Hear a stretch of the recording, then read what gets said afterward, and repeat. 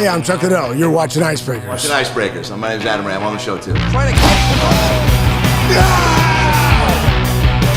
Fuck!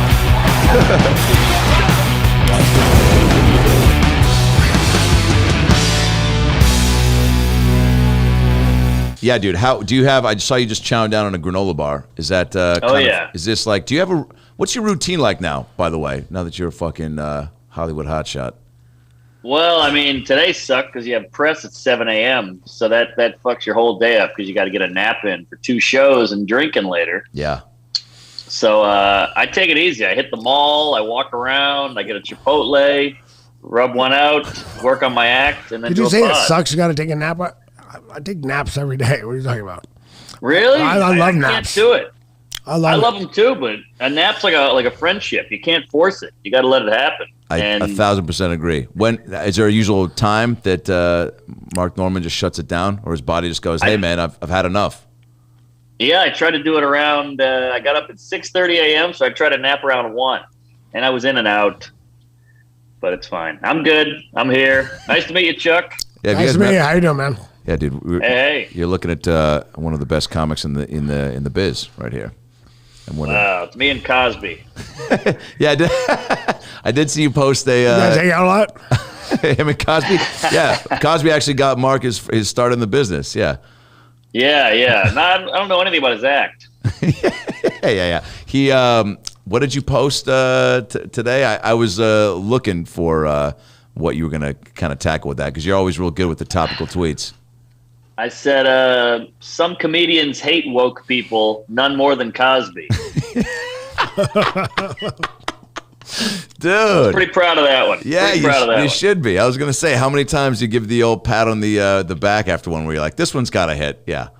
Yeah, that one felt good. And I did it on stage last night at work, too, so I might put in the act. 1,000%. Yeah, I think he's probably going to be around for a little bit longer, and where it's gonna. Yeah. It's also not going to have a. I just feel like once he's out now, there's probably no shortage of. I don't see him doing. I mean, look at OJ. I just saw OJ post something the other day about the My Pillow, where he was going on a rant, being like, "This thing is crazy. Like, you bought a My Pillow." Like, and he's done rants in Costco parking lots about the long lines, and I'm like, all right. So I'm just waiting for Cosby to. I don't know, start an OnlyFans or some sort of way to interact with society, Yeah. Also, is this the end of racism where this clearly guilty black guy gets off on a technicality? I mean, I think that's a good sign for black folk, right? I think so. Trying to give it a positive spin.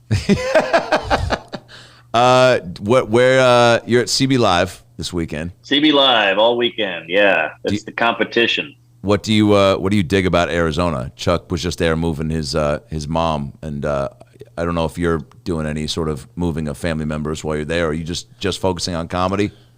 Yeah. I mean, my parents got me into comedy because they're so fucked up, but just doing shows. It's a great room, beautiful ladies out here. Oh yeah, and I hate the heat, so I just stay inside. Yeah, I was going to say, how hot is it during the day? I was there at night. I think I got there and started moving at night. We left early in the morning, and it was like almost 100 at night. Yeah, I was like, it's crazy. You can't catch a break. Today it was like 104, or it is 104. So I'm not a fan. I like the cold. I grew up in the South. I'm done with it. Yeah, you grew up in New Orleans. Chuck, did you any time spent in New Orleans? Do you have any ties to it? Any fights? Any? No, I've been there a few times. I've had a few fun times there. Yeah. Where at? Yeah. Well, all over the place. I never know the places when I go there. I just walk around. They just walk around and drink, right? So yeah. A different place to place and go. Yeah, that's about right. It's the only city you can drink outdoors, I think, except for Vegas. Yeah, they really got to figure that out. It's, once you go to a place, I remember the first time I went to New Orleans and was drinking outside and then came back to LA and was, trying to adapt that same philosophy. And they're like, hey, man, get inside. And also, why are you drinking a Zima? You're 35. And right. One thing I remember out there, if you miss an off ramp, get off those little It's called a freeway, those Chuck. Bridges. The Those bridges, long yeah. Bridges. You miss your off ramp. You got a long way before you can turn around. Oh, yeah. Oh, yeah. Yeah, I remember yeah, driving yeah. out there the first time. I missed it. Can I get off anywhere? Like somewhere? And then you get off finally. Like I'm in the middle of like the bayou. Waiting for a guy to come over. Yeah, it's wild out there. They hate the gays and they hate gators, and they're like toothless Creole country people. So what about a gay gator? Would that really just throw them into Ooh. a full downward spiral? Ooh. I think we call that a crocodile. All right, I gotta get out. We got to close out on that one. Holy shit, dude. No. So that's the crazy thing about drinking outside is like you can drink outside at a festival, but not at a bar. But then we drink all night in a bar and we get in our car and go home. So like, what the fuck are we doing here with booze? Yeah, I still don't see. I mean, obviously, like when I hear the argument, like who's the? There's an Olympian who just got. I didn't read the full story. Have you seen this? Oh, she got, yeah, I think banned or was she kicked out of the Olympics for failing a weed test? Yeah, she won't be able to like race in the Olympics. You hear about this? No, I haven't heard about The hot black chick. Well, here's the thing, until you change the rules, you're still breaking the rules. Yeah. I mean, it's like people talk about fighters and having a problem with that. Like so if you're prescribed pain pills, you can take them, but you can't take them when you fight. Right. It's just like remember when John Jones had the thing with the cocaine? Oh, how come he could fight when he was because it was an out of season drug test. Right. And even though it's an illegal drug, it's not on the ban list for out of season. So it's on the ban list for if you're there because it's going to hurt you if you're fighting. Right. It's only so they shouldn't have actually have even found out. They shouldn't have been testing for it, but they found out and got in trouble for it. But because everyone's like, how come he didn't get in trouble for that? Like, well, because it's not on the out of season ban list, and he wasn't fighting. It was an off season test, so it was out of fighting test. So. It's different. Like, but if they haven't changed the rules, I'm not saying they shouldn't change the rules. Yeah. But if they haven't changed the rules yet, you're breaking the rules. Yeah. Right. And I hear you. You got caught. I mean, at some point, like, yeah. Yeah. I mean, I'm agree. I think a lot of the sports are starting to come around. They are. You agree, Mark? Yeah. Well, I do agree. I mean, the rules are the rules, but it just sucks because weed is legal now in so many places. Yeah. But then it's not legal everywhere. It's like getting gay married, like, but it's like 2 days before the declaration or the law changed. Yeah, and it's there's a lot of helpful benefits for especially for athletes with they're having contact sports. There's a lot of benefits to using it. So I mean, I would venture to assume that she wasn't getting high before races. Like I don't know anyone who is faster when they're high, mentally, physically. Funny thing, I used to say that. I was You know what I'm saying? man, if my opponent wants to get high all the way up to the fight and before the fight, whatever, I'll send it to him. Yeah. By the way, I would watch the fuck out of if Logan Paul and Mayweather do a round 2 on edibles. Hey, dude, I will empty the bank account to sit front row with a gay gator and get married during the fight. That is that type of. I mean, we were just talking about celebrity boxing. Did you watch the Odom Aaron Carter fight? Do you know what happened? No, and I watched the Jake Paul Mayweather or Logan. Yeah. Did you know about Lamar Odom and Aaron Carter? No, I didn't. He's like 6'8", isn't he? Yeah. Yeah. And Aaron Carter is, I think, 5'8". It was a true. It was like he weighed in at 175. Actually, I'm like, man, does he have rocks in his pockets or he had boots on? I'm like, okay, maybe he's just weighing it. I didn't look that big, but and Mark weighed in like 140, 245 or something. Yeah, that's just I wouldn't do that. Mark, would you do that? Because you're a bona fide celeb now, man. So who's got to come calling to get you to go into the ring and how much? You know what I'm saying? Because look, everyone's got a price. What if Tom Cruise saw one bit and was like, fuck this guy, I want to fight him? I don't know. Cruz is scrappy. I mean, that guy's still doing push-ups at 61. I would go Caitlyn Jenner just to shut her up. Dude, then I could say I beat an Olympic athlete, but who knows? On the way home, she might run me over. Too soon. Dude, I would watch that. See, that's the type of, and it's all. That's what that stuff is. Like, entertainment. I think the funniest thing is the people that complain about it. Like that wasn't a real fight. They didn't have this. It was all crazy and things were going on. Like, and Snoop was getting high. I mean, what did you expect? Yeah, dude. Yeah. I mean, that's what you bought.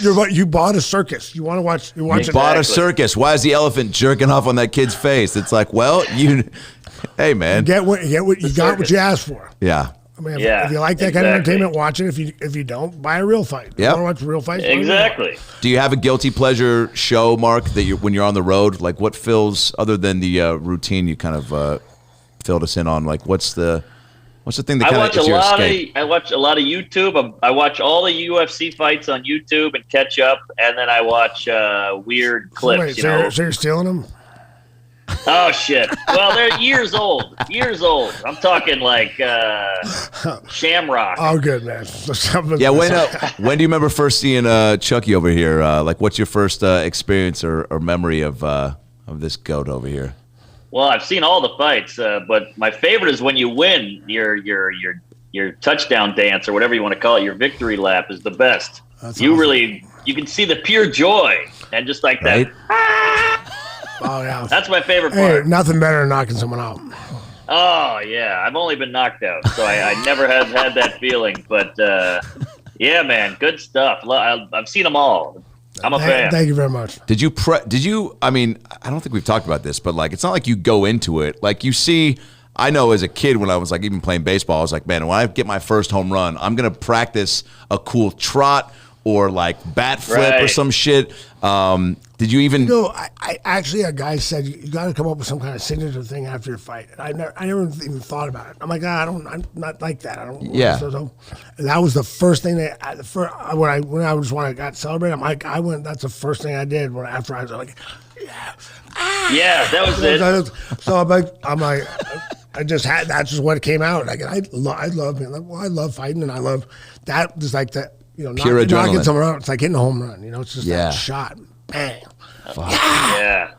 Dude, yeah. We get excited thinking about it. We can't do that on stage after a new bit crushes, can we? No. I don't know.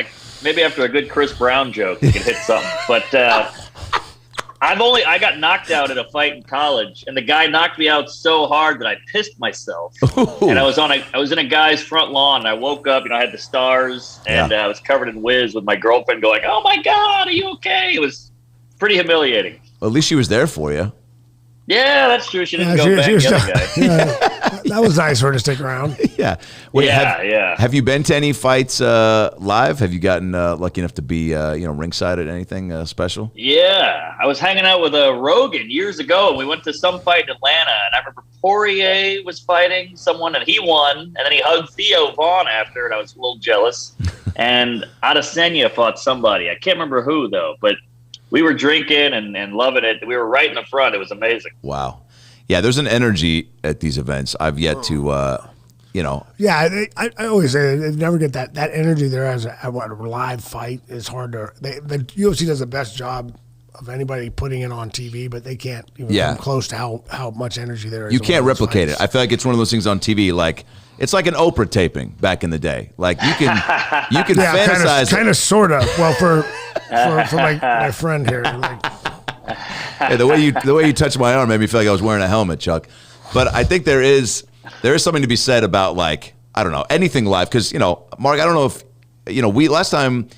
We hung was in Dallas, but before that, which was great, by the way, this fucking guy. Yeah. Chuck, you got to go see. I will make sure when Mark comes back out here that you come out, or if you're in a city for a fight and Mark's there. It's just fucking unbelievable. But we talked when I was in Australia over Zoom, and I think we're just kind of both starting to get back into some live stuff. How is it now, though? Because when I saw you in Dallas, you were like, man, I'm fully back at it, and the calendar's filled up. Yeah. Do you feel truly like, I don't know, mask off, cock out, like you're just going back to it? Like, or do you still feel like there's some things you have to adhere to, protocol? No, I feel like I'm back in it finally. I know I'm back in it when I start trying new shit on stage, and when you can kind of like change the order on the fly, change the order of your act and all that. So I'm back to being loose and wiggly up there, and that's really when it feels good. You can riff on a guy in the front row with a bow tie, then you go back to your act and all that shit. So I feel like I'm back, but that COVID shit was it was tough to shake off. Yeah, did you?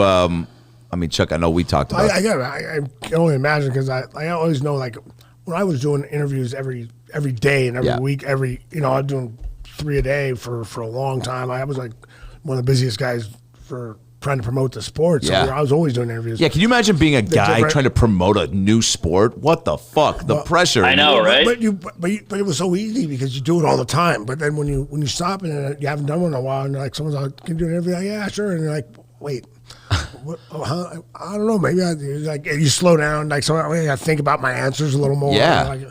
I got to make sure you don't curse or fart. Yeah. Yeah, you forget. I actually forget that. Oh man, I gotta watch my curse words and all that. Really? Because I get on sound because if I get talking to someone I know, get comfy. I get comfy and I'll start cussing. I'm like, oh man. Yeah, dude. It's also but you can tell the people that cuss like casually and it's a part of their actual vocab versus the guys.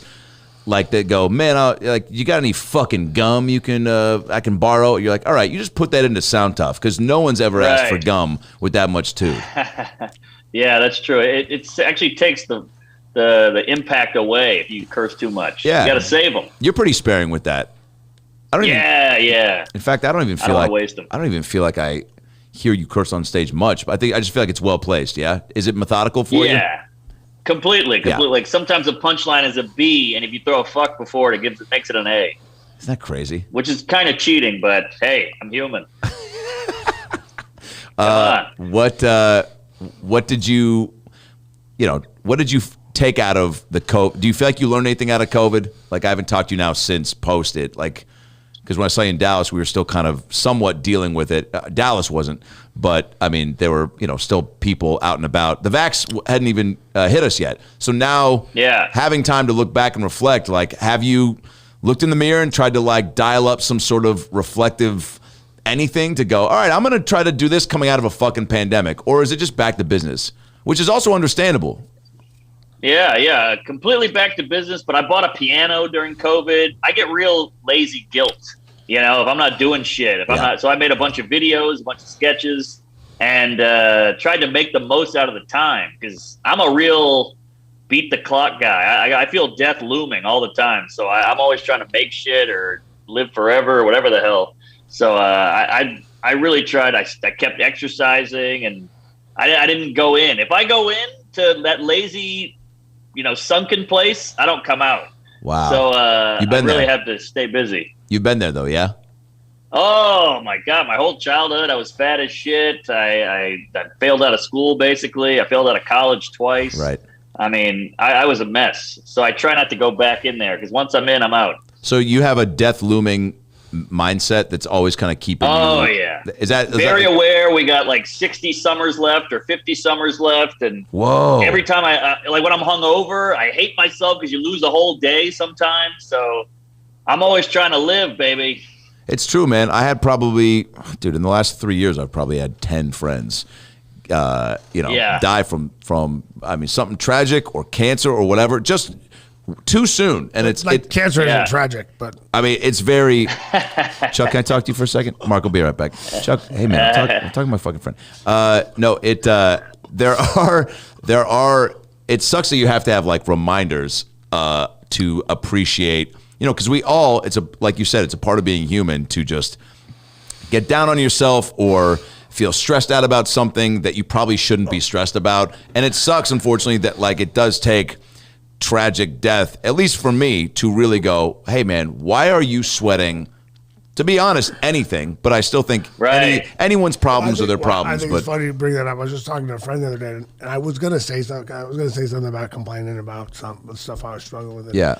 And then we started talking about another friend who had lost. We shared a really good friend that died, and like his wife's having problems. He might lose her. I'm like, oh, okay. I guess I'm not gonna say anything about my problem right now.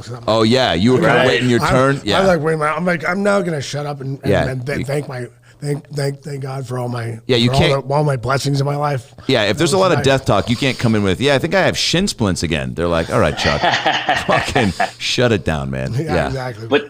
But that's what's great about being an athlete or an artist, because we can make albums or specials or whatever. And Chuck, you got a bunch of fights that you can just look back like, look at this shit. I trained for all these. I knocked that guy out.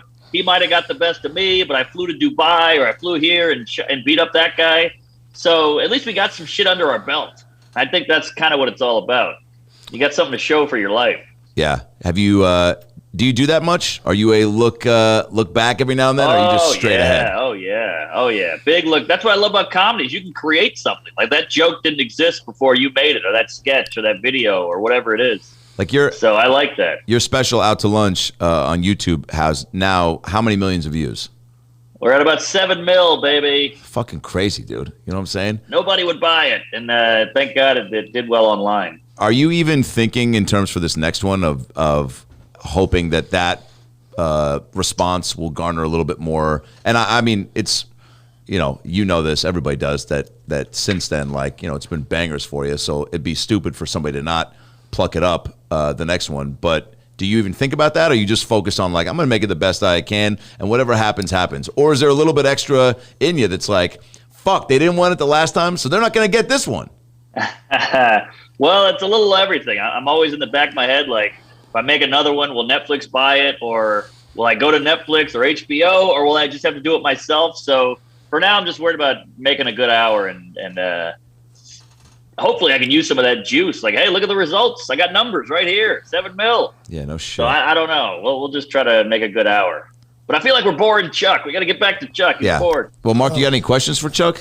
No, you're not boring, man. I like your answers, but this guy over here, I'm ready to hit him. A little too Jewy for Chuck. Yeah. I know. This is the Jewiest and the most Gentile guy on the planet, by the way. Yeah. Next to each other. Yeah, I think when Chuck came to see me do stand-up in Austin, I think it was the first time he'd seen a Jew live. I think that's what you said, right? That's what you said after the show? Didn't say anything about the show, just said that. Yeah. Yeah.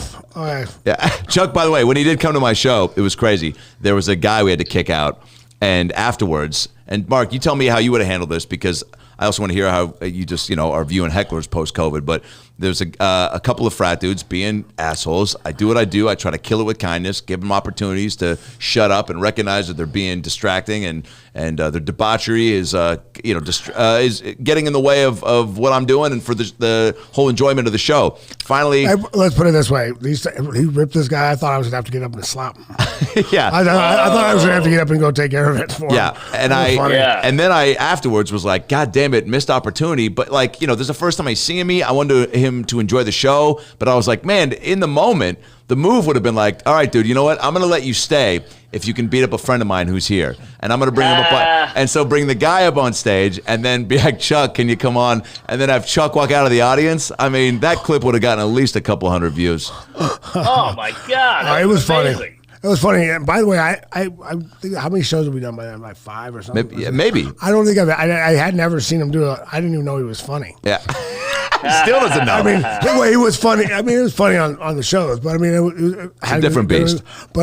I know we're going to see him. Man, he's hysterical. Oh, dude. I tell him you got to see him. You're a funny guy, man. Thanks, brother. That makes all the little finger nut slaps he gives me before I leave worth it. I appreciate it, dude. Oh yeah, that was a fun night. And when he lit up, like I was dying. Oh yeah. But I mean, who does that? Like they're on the front row at a bar, and these guys are yapping. I'm like, shut the fuck up. Like I was thinking about going up and telling him to shut the fuck up, but then he started ripping on him. I was like, dude, shut up. Like, God, now I wish I didn't, just so you could have done that. God damn it, man! Look at me beating you to the punch. Oh man. First time that's happened. Jesus Christ. Marky, I want to get Cyborg to fight some of these bachelorette parties too. Oh yeah. Well, that's what I was going to ask you. How much? Because I've heard comics say now, we were in that grace period coming back to comedy and just life where everyone's like, man, I miss this. I miss, like, even traveling. I hear comics being like, I actually now appreciate the airport sounds and smells and the soap in the bathroom. I don't mind it. I don't mind taking a shit in a 2-inch box on the plane. But like that goes away pretty quick. And even with like hecklers or people being assholes, there's almost like I missed all the ambiance of the show, but like with that, I almost feel like I have less tolerance. Yeah, no, I'm with you. The one great thing about coming back to stand up is you can tell audiences took it for granted. When comedy was around in 2019, it was like, maybe we'll go see a show, whatever. During the Trump years, COVID, Capitol riot, there's so much shit going on that people are like, I need to fucking laugh. So now I feel like people are out and they are dying for it. And that feels good. Yeah, it really does. Is there okay, so you're in Arizona now, and then you go to where? Are you just full on bouncing? Do you even go back home to New York for a little bit? I go home every Sunday, and then I leave on Thursday again. That's about how much of my girlfriend I can take. How is New York? Is it as bad as everyone's saying? I'd say it's like a cell phone with the half battery. Morale is kind of low. The energy is not all the way back yet. And the crime is through the roof. There's hobos everywhere. So it's shaky, but it's coming back. When was the last time you were in New York, Chuck? A long time ago. Yeah. It's always been, since before the pandemic. So. Yeah. What do you love about it? That's what Mark calls home. I've always had a great time there. It's a fun place. I mean, it's totally different than what I don't think I could live there in a big city like that. But yeah, it's totally different. Do you guys ever do fights out there? Yeah, they finally got out there. But after they finally got in New York, broke down New York after that place. They had the problem there was getting it approved. There was they actually made a law against it back when the old guys owned the UFC. Oh yeah. They pissed them off so bad that they made a law against it. So now you got to change a law. Like in California, you had to change the athletic. It's like the athletic commission. You just had to change a rule, kind of a sort of difference between changing a law and a rule. Right. So they got to get them to change to allow fighting, mixed martial arts here. Where you have to actually change a law there. Right. I feel like you would stick out like a sore thumb in New York. You know what I'm saying? Because it's usually such on the sidewalks, and everyone's just kind of, blends together. And celebs don't really get. They don't. I mean, just walk. Everyone's just minding their own business, walking and going. Yeah, but dude, your look. I mean, I feel like I would I recognized Paul Giamatti once, and I felt pretty proud about that. On the sidewalk. Yeah. And I was like, "Hey, Paul Giamatti," and he was like, I get a lot of people yelling at me, "Hey, what's up?" Hey. You get a lot of that, yeah. I actually like it. It's funny. We go out. I had 2 different times. I had guys come in, late night eating, and guys come, 4 or 5 guys come in, and one of them go, "Hey man, I don't want to bother you, but can I take a picture?" Their buddies go, why the hell are you bothering him? Yeah. Fuck you. Like, the shit's on ripping him. They ripping a new asshole about because he said that. I just started dying laughing. I'm like, I'll give him a... He's like, no. I'm right. Yeah, I don't want to know. I love when people do that. Like, I don't want to be rude, or I don't want to interrupt, and then they do it. Or I don't want to come off racist, but, dude, can we just get rid of... Yeah. And I love fans. I don't mind at all, but they forget sometimes time and a place. Like, I'm sitting having dinner with my wife. It's like... Yeah, there's a lack of reading the room on most people's parts, especially post-COVID. How are the fan interactions going pre and post show with you?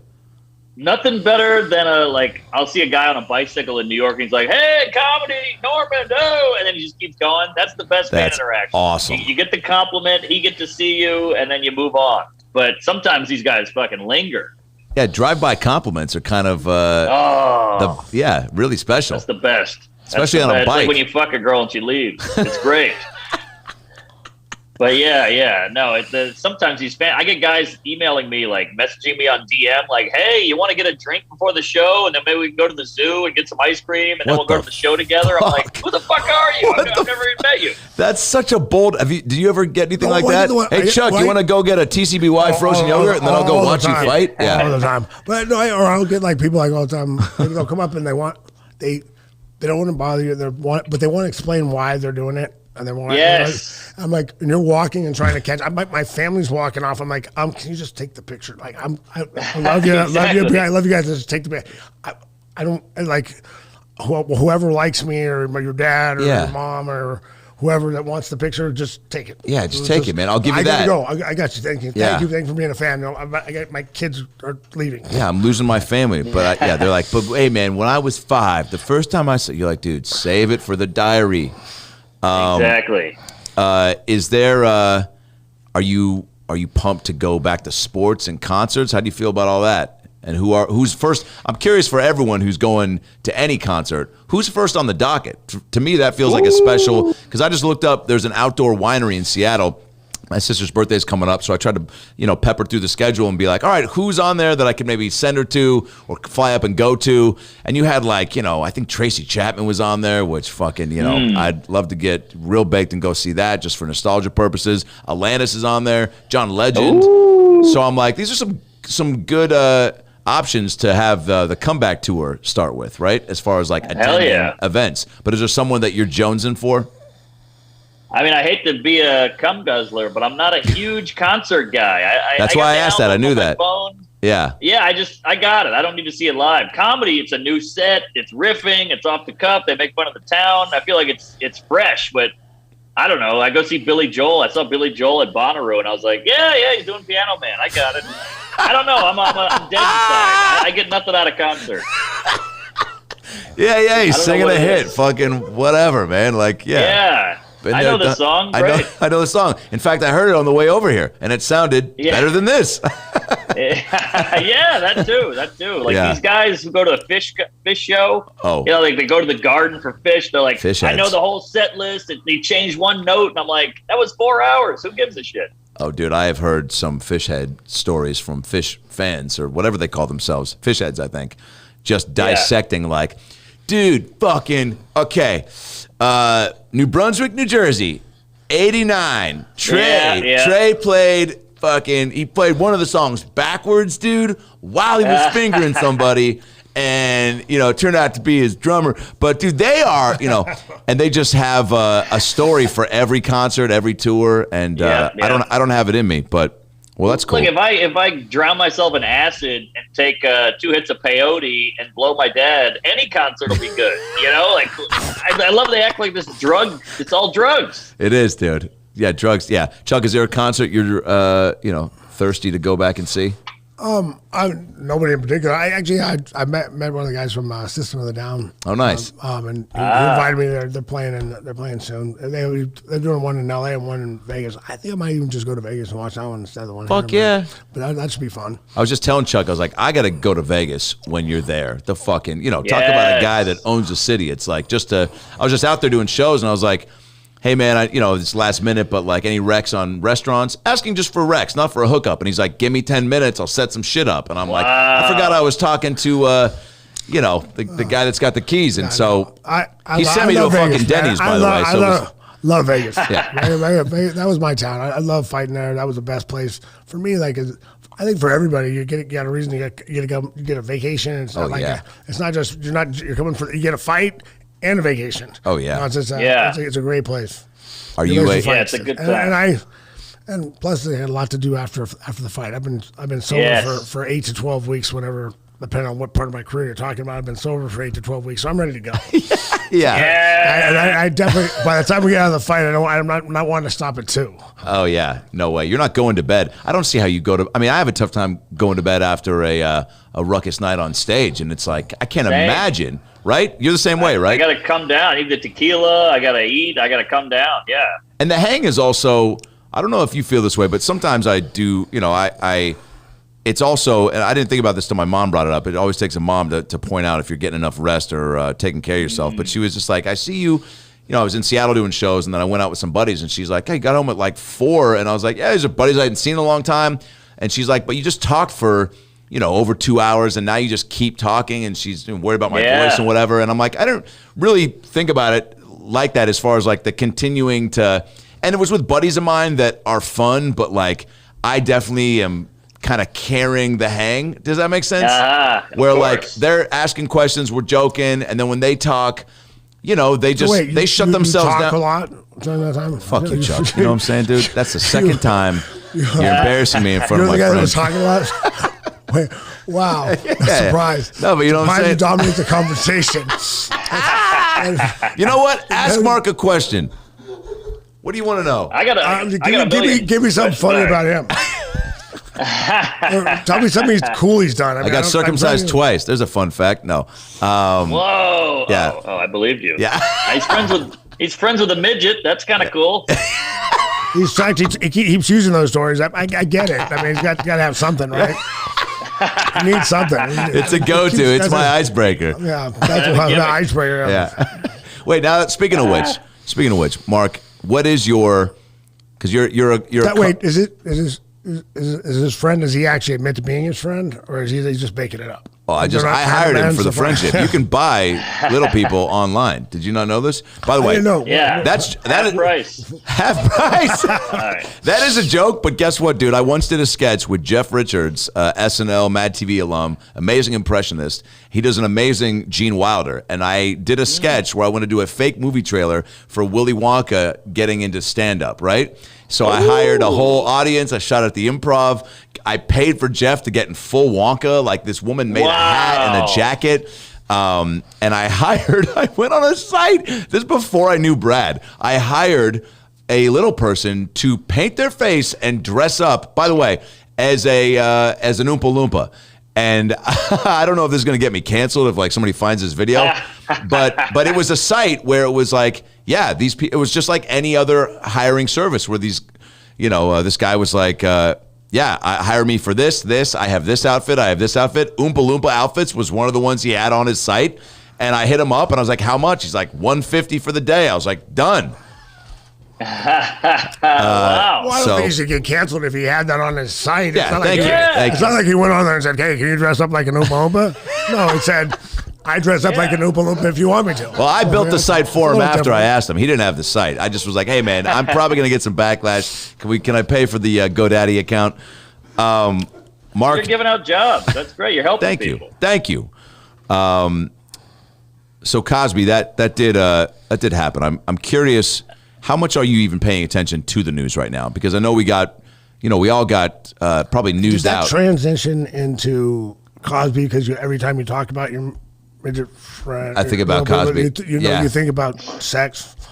Yeah. You always tell the story of watching them have sex. Chuck, if you don't. Every time, so that's what I'm saying. Is that how you transition into Cosby? I just want to make the connection. Yes. If you don't, how it went from there. If you don't talk about little people and immediately think of something sexual, I don't know. I don't trust you. You're not going to be a phone a friend if I go on Millionaire.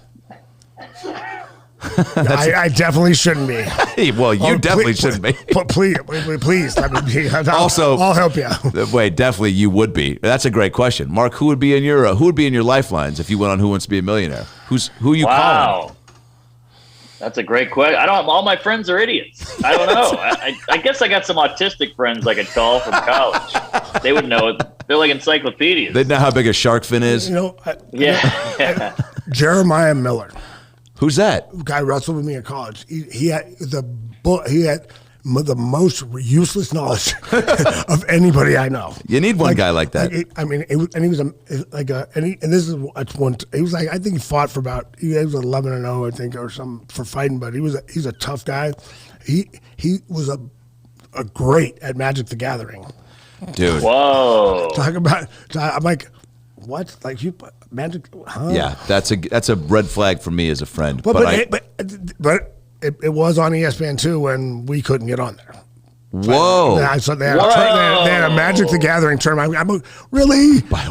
We can't get a fight on here, and I got Thank Magic God the our Gathering. Country figured itself out, because that is, but also not to game recognizes game with Magic the Gathering.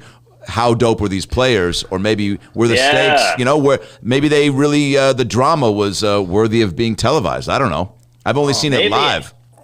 And it's still better than WNBA. So, You got that. Now, do you have, so you don't have any buddies that you would call. Would you even go on a game show? Would you do one of these celebrity, like you see like Nikki Glaser makes the rounds? Yeah. I feel like I grew up on that. Family Feud is like my bitch. I love Family Feud. I got to do Family Feud. What? Yeah, it was fun. They did MMA versus we got. Dude, that's cooler to me than any fight you've done. Are you fucking kidding me? Yeah, it was Family Feud. It was awesome. Oh, man. Whoa. Please tell. Who did you go against? Yeah. Who was UFC the Bella Twins, the WWE, the Bella Twins, and they're. So, we lost. Damn it. Wait. Do you remember any of the, like, Chuck, give me 5 things I forget what they were. There's some funny ones. It was actually pretty good. Some of the stuff was kind of funny. Like some of the answers were like, okay. Oh, of course. This was Steve Harvey feud? Oh, yeah. Oh, amazing, dude. Yeah. Wow. What a sweet gig. It's worth watching. It was good. It was funny. It was funny. By the way, Steve Harvey has one move. He goes, what's something you put inside a vagina? And then the guy goes, penis? And he goes, like, what do you want me to say, you fucking douche? And then Steve Harvey, penis. Really? Yeah. And then this guy, he goes, and then he repeats it. He goes, one thing you put in a vagina, motherfucker said penis. And you're like, that's the right answer. It's just maybe he said it funny, you know? There was a really great one where it was finish the word pork. So like rind or I don't know what else. Chop. This guy goes, he leans in and goes, you pine. Dude, I laughed for 10 minutes straight, and then Harvey milked it. He did a full lap around the studio, came back and goes, he said, you pine. Dude, comedic genius. Yeah, comedy gold. The recipe is there every episode. Pause, repeat, pause again, say it again, do a lap, kiss a wife. You know, there you go. It's like this. It's a lot of times it's delivery. It's always been delivery for people. Like he comes, says, I had a buddy who used to come up. We were talking to some new girls in college. We sit there talking to him, and he just walk up and sit down and go, so. Real question is, which one of you takes it in the ass? Oh, jeez. I'm like, and they just start going, well, I've done it once, and wow. How the fuck did that happen? If I said that, I would have slapped. They would have ran away. Like, how do you get away with that? I don't know. That's the key. You got to go so hard the wrong way that it's not bad. Like he hasn't said hi. He just sits down because we're talking to him, and he's like. Not even what's your name? Yeah, no. There's people that just bring up the small talk game is an acquired skill set. Like I think, like how early are you bringing up anal? Let's just say on a first date, Mark. I mean, I get at least an hour in. I'm not going to open with it. Yeah, that's safe. At least wait till like the second courses come out. It's one thing to open, but they just start answering. Like it was just start answering. Like I never tried it. Wow. I did it once. It kind of hurt. Like what? It's kind of genius in a way because it's so crazy that it works. Wow, it's delivery. That's what I'm saying. It's delivery. It is. You repeat something someone says, and you can say it funnier. It's funny. It can be funny. How often? Not delivery. It's anal. Sorry, what's that? It's anal delivery. By the way, if DiGiorno doesn't now, okay, we're joking here, but what would it take for a company like that? Because look, I consider DiGiorno to be a well-known product, but they're not. There's I feel like plenty other pizzas. To me, I would hold Little Caesars higher just because the animation, the little pizza guy. You know what I'm saying? Like I feel like he's been around longer than the DiGiorno. I don't know if there's a DiGiorno slogan. Stay with me, Chuck. Is there? I am. Is there a world where DiGiorno just comes out swinging and they go, look, we need to take things up a notch. There's a lot of pizzas out there. Pizza saying no one can out pizza them. That's a fucking bold claim. How do we retaliate? And they're like, how about it's not anal, it's DiGiorno, or it's not DiGiorno, or get a DiGiorno pizza with a side of butt fuck. Mark, I'm looking to you for like what the slogan should be, or is it even should it even be on the table for a company like that to take a risk? Wait, we're talking about anal and pizza. Yeah, Chuck. What makes that want you to eat pizza? Hey, man, we've read your Grindr profile. Those are the two things you say that are the quick way to Stop it. Yeah. But what if you're working for how do you funny up I guess a company like this, or is it too much of a risk to do something like that? You know, that could work during Pride Month, but that's about all I got. Yeah. You know, we got the anal thing, like, hey, delivery and anal and pizza, you can't lose. I don't know, but I don't know if I understand the question, to be honest. Mark, I'll be honest, I don't understand the question. I don't get where he's going with this. He got a good direction. But you guys never just start talking and don't know where it's going to go? All right. I guess I'm the only I guess I'm the only one that... We always hope it goes somewhere a lot better than that. Yeah. Much like anal. See, I knew there was going to be an end or a reason to that. An end. Yeah. I knew there was going to be a hole to put that into. All right. Well, let me ask Chuck some UFC questions. I've always wondered. Thank you. Hours and hours of it. All right. One, if I go too long without doing comedy, I freak out. I get all flustered. I got to do comedy. Do you have that with hitting people? You know what? I figured that out when I cut my hand open with a piece of glass, and I tore my I cut through both flexor tendons. So I had to have surgery. I went through 3 surgeries on my fingers so I can close my hand. And I wasn't able to hit it for the first time in my life since I can remember, since I was about 12, I wasn't able to hit a bag. I wasn't even able to punch anything. I wasn't even able to hit a bag. And, close to about it, right before I started going back to hitting a bag, I was getting real edgy. I'm grumpy and I'm like, snap. What is wrong with me? I keep snapping at people. I'm like, and then when I got to start hitting the bag again, I'm like, that was it. Like I actually don't. I need this. Not even sparring. Like sparring is even better, and wrestling and rolling, jiu-jitsu. All that stuff helps me be calmer. But I was really getting on edge because I wasn't hitting anything anymore, and that's like the only time like my mind shuts down during the day, and that's all I think about is working on. Wow. Like wrestling with somebody, it's great because I can't be in my head about anything else. I'm just thinking about how to figure out how to trick him or submit him or catch him or move. Right. Or like I'm punching, I'm just trying to land punches. Yeah.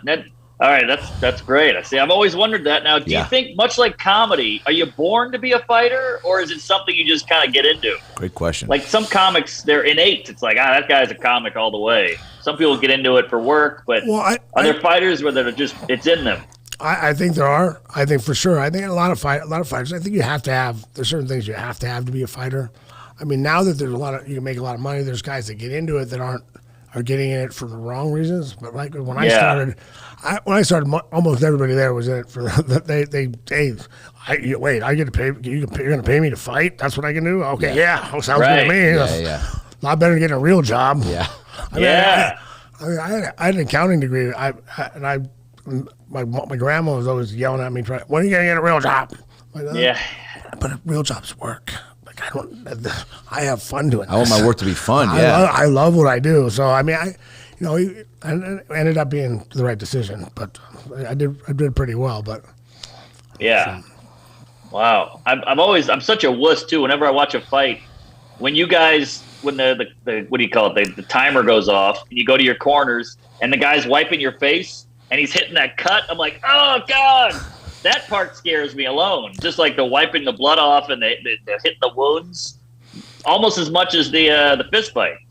Yeah, but at that point, that stuff's just surface pain. Or whatever. You're not even thinking about it. You're worried about a guy trying to take your head off. Can you even feel it, or is the adrenaline just too? You can feel it. I mean, but it's not anything strange. I mean, it's like it's there. I mean, you're not. It's not like it doesn't. I mean, it's the least of your worries. Right. Look, if you got a cut on your face and there's someone in front of you trying to punch you, I mean. You're not going to really worry about the little cut that's bleeding. You're worried about the guy standing in front of you trying to add more cuts to your face. Right. Do you ever get desperate out there? Like my brother used to beat the shit out of me. He's older than me.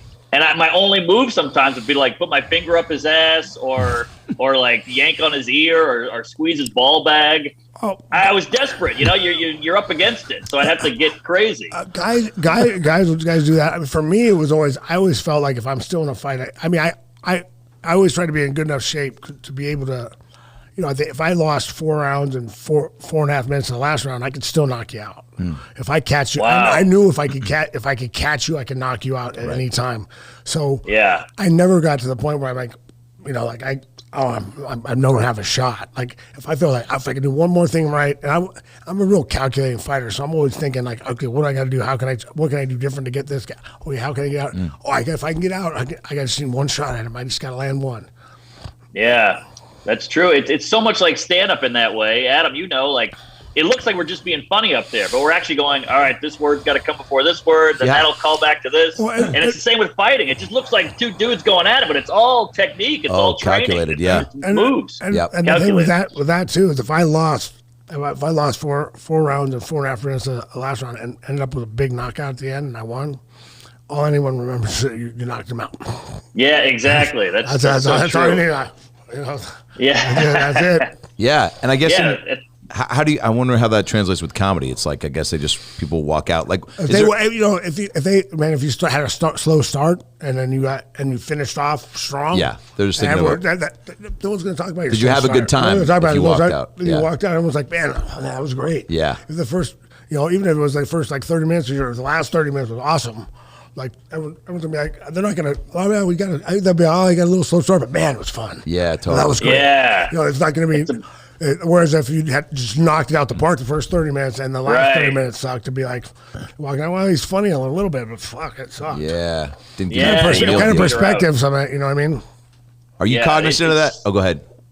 Well, it's just so similar to stand-up in that way of like, you got to nail this within the right amount of time. Like, I mean, I'm sure Chuck, Adam, where you've had a set where you're like, oh, I should have said this. What was I thinking? I fucked it up. And then you're like, oh, I should have swung there or ducked there. 100%. I think every fight I lost, I'm like, give me one more shot. I know where I did messed up. I can do that again. Give me another shot at that. Would you watch the game tape? Exactly. Oh, always. I mean, you have to. I always did after the fights for a little bit, like a couple times. I don't watch a lot of mine, but I watch a lot of the other guys.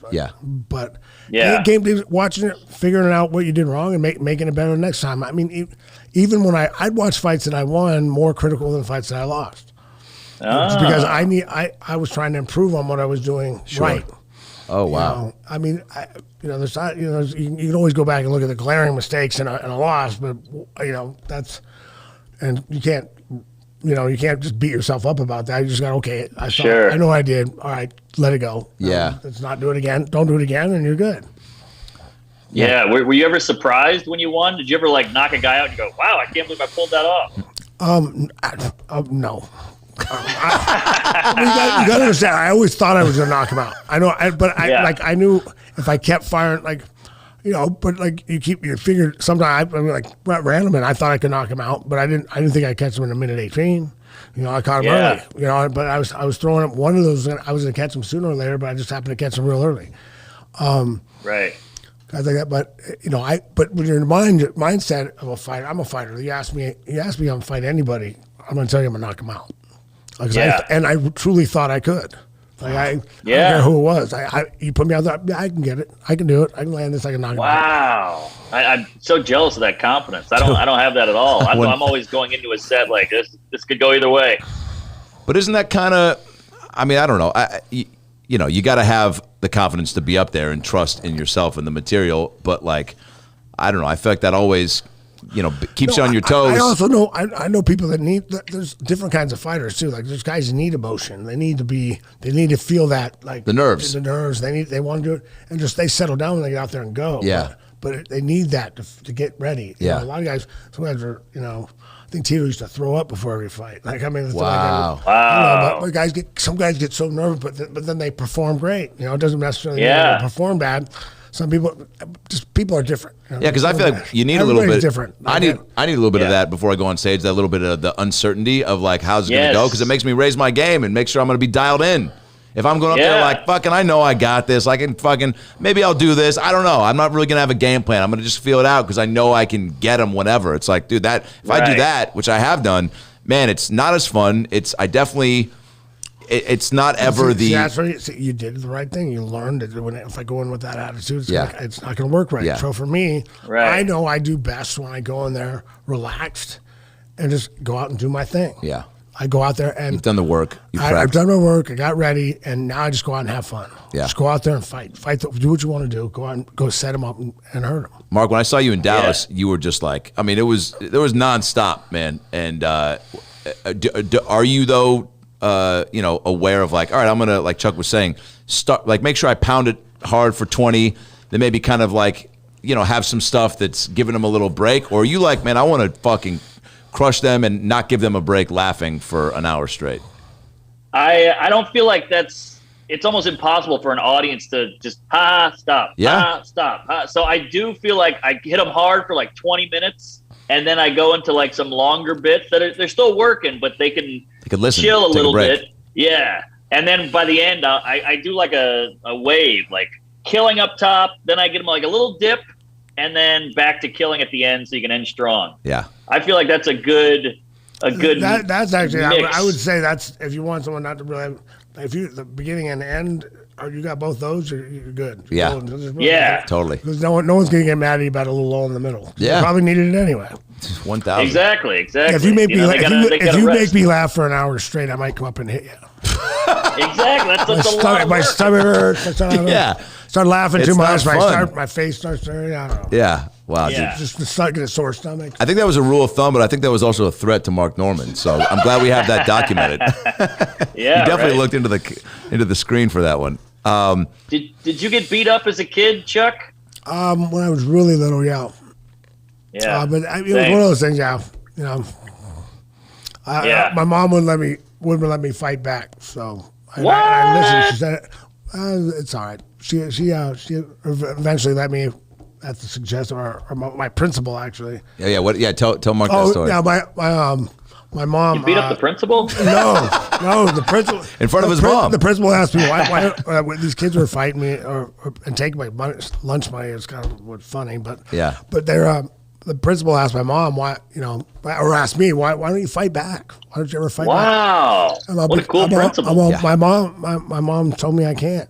I'm not allowed to. Whoa. And man, you're so obedient. I was a real rule follower of my parents, my grandparents, but so he talked to my mom and said, hey, I like what you're doing with the nonviolence thing, but I can't watch them all. I can't watch them all the time. You gotta let them defend themselves. I love this guy. Pick on it. Yeah, this kid's getting his ass kicked, and it's honestly it's ruining my lunch. Like, it's right outside my window where I'm eating, and like, I don't know how many tuna sandwiches I've had to put down just to watch, because it is entertaining, Miss Liddell. But she took me to my grandfather and said, hey, my grandpa taught me how to throw some punches. Cool, huh? And I started fighting. And then people started leaving me alone. Wow. Fuck, dude. That's so cool. Yeah. Like, I think that's why I grew up in Santa Barbara. Okay. Not bad area, but it was. I grew up fighting all through high school. I fought all the time, but my thing was I didn't like bullies, and I liked to fight. Yeah. So I'd be like, guy come up and give some hard time, and I'm like, hey man, he doesn't want to fight you, but I will. No, I ain't got a problem with you. Now you kind of do. Yeah. Man, that's my fantasy. I wish I could do that. I've been pushed around so much. I go home and punch the pillow. I hit my girlfriend. I wish I could fucking beat people up. But I can't, so I got to be funny. It'd be funny. We had one party one time. This guy was talking this little guy. I mean, he was a big football player. He played for UCLA, I think. Yeah. And oh, wow. He was talking. And I walk in. I'm like, you got a problem, man? Like, I'll fight you. Let's do it. And he's like, all right, let's do it. And I know it was a party from. I was in college, but it was the guys I went to high school with. And then people started coming out. You're going to fight him? I got $20 on Chuck, and then $80. And then like people start doing that. The guy starts going like this. Wow! I was probably about 190 then. He was probably about 240. Played linebacker, but I mean he was like, yeah, he didn't know what he got himself into. I'm good. Yeah. I'm good. Like he's just like, I'm gonna leave now. And just left.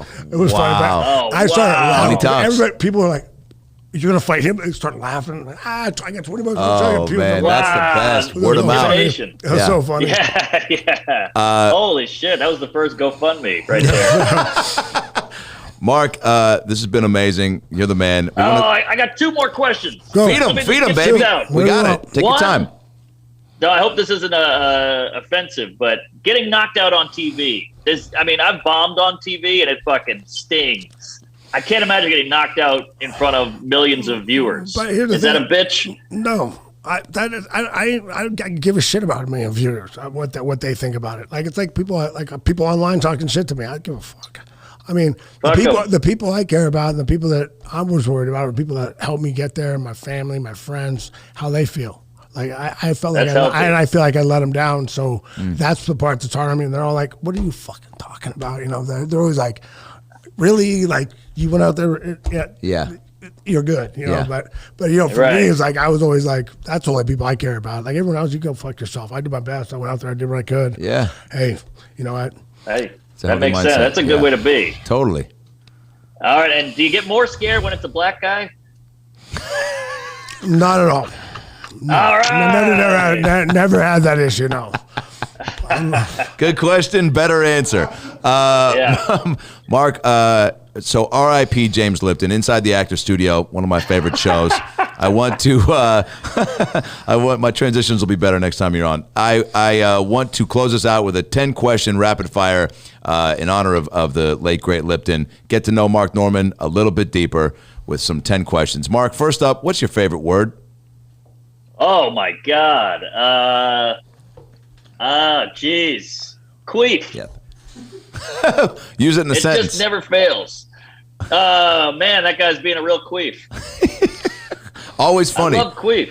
What is your always funny? What is your least favorite word? I guess anal. Okay. Now I'm afraid to ask you this. What turns you on? What turns me on? I like a small waist with big hips. I like a hip to waist ratio. Nice. I dig and that. a woman dancing. I love a woman dancing. Right? Something about that. Both good answers.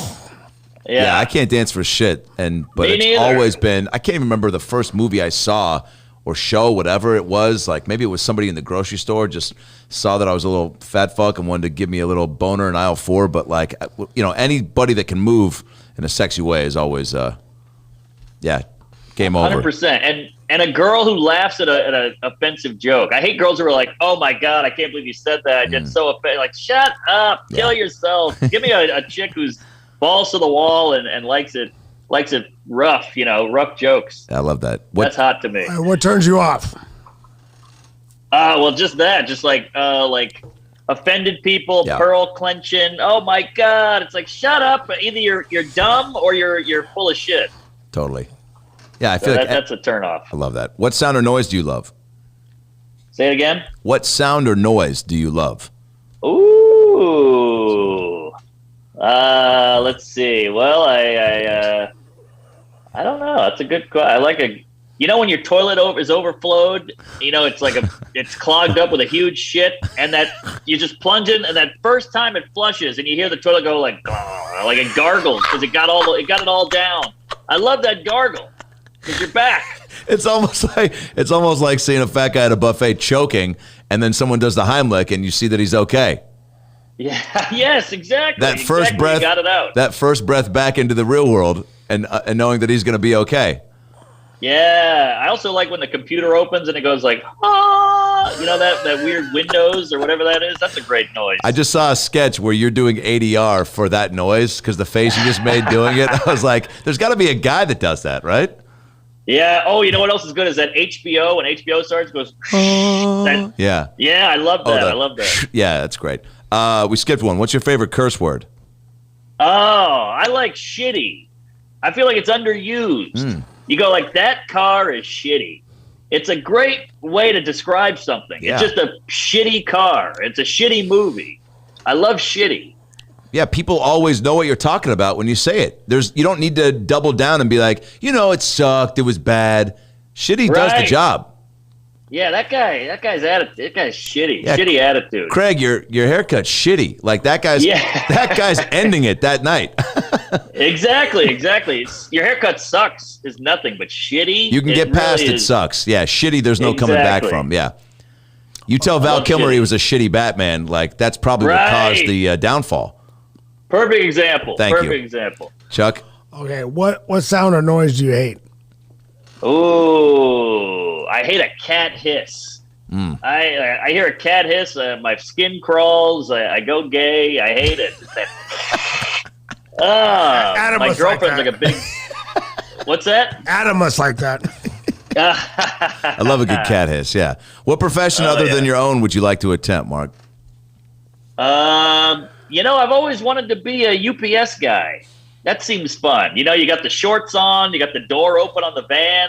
Everybody loves a package. You probably fuck some housewives. I love the UPS guy or a FedEx guy. That seems like a good gig. They do always seem like they've got a pretty sweet disposition. Like when they hop down off the truck, they go into a little trot to the door. I've never thought about that. That actually, they always seem like in a good mood. Totally. So it must be not a bad job. You got to be your own DJ, like whatever you listen to. You can, you got that big truck in the back for who knows what. You can probably, you probably got friends that under the table are like, yo, I know you're going to Tennessee tonight. Can you take this, these drugs for me? Yeah. In the words of Mitch Hedberg, every FedEx guy is a drug dealer and he doesn't even know it. Dude, thank you for that deep cut. All right. What profession would you not like to do? Ooh, boy. God, there's so many. Anything indoors, like I'd hate to be a casino pit boss. I hate to be a cop. Anything where you got to tell somebody to stop or don't do that. Like, it sucks when a cop is around. Everything sucks more. You're like, the cops are here. Or like they hear a shooting. They got to go towards the shooting. Oh, man. That would be a nightmare. I like to get the fuck out. I like to break the rules. I want to do some fucked up shit. I don't want to enforce rules. Right. Get in the way of the fucked up shit. Be a professional cock blocker. Yes. Here. Hall monitor, all that shit. Oh, yeah, dude. I know. That's crazy that was even a job in high school. And that people wanted that. But I guess those people end up being, I guess, cops or, crossing guards. If heaven exists, right. Mark, what would you like to hear God say when you arrive at the pearly gates? Ooh, that is a Lipton, isn't it? Yeah. Let me do it as Lipton. Mark, if heaven exists, what would you like to hear God say at the pearly gates? Hey, that's pretty good. I'd like him to say, you're going to be 28 forever. Your dick's 2 inches bigger. You're 6 foot even, and your family's not here. That's a great fucking answer. That might be the best answer. McConaughey had a pretty good answer, but I'm gonna go ahead and say Mark Norman. Circle gets a square on this one. Wait, what did he say? He said, "I want my cock to be black. I want my movies to be." No, I can't remember. You have to check the tape on that. Yeah, but it was poignant. It was it was cool. It was articulate. What did he say? Right, do you remember? I'm gonna YouTube that. Yeah. All right. Well, this was great. Chuck, hey, thanks. Any closing words for Mark? Yeah, that was awesome, man. It was fun talking to you. Thanks for having me. Mark, you're the best. Tour dates at marknormancomedy.com. You got it, Fatty. So when do we set up the fight between you and Adam? You and Adam, your fight. When are you guys fighting? Oh, man. Ooh, that's a good one. I would put the gloves on, Yeah. put the headgear. That'd be fun. I'm done. It's done. We just had Jason Ellis on. He's training to fight Luis J. Gomez. I saw that. Lewis is a goner. Yeah. I don't know how that's going to go down, but Jason. Maybe we get you guys on the same card. Maybe we get on the same card. Maybe we also get. Maybe we get Brad to fight. I'll referee that one for free. All right, let's get Rogan involved and we'll make it official. Brad versus Rogan. There we go. Brad Garrett versus Rogan. Mark, you're the man, dude. Have good shows. Hey, thanks, guys. Thanks, player. See you, Chuck. Praise Allah. See you, buddy.